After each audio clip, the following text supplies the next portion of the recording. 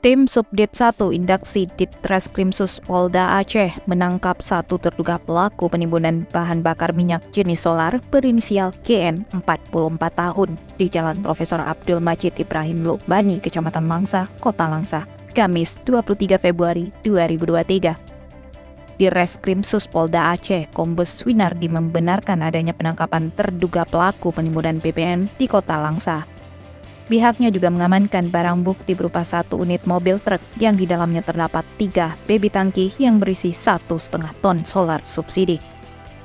Saat ini, terduga pelaku beserta barang bukti telah diamankan di Polda Aceh untuk dilakukan proses hukum.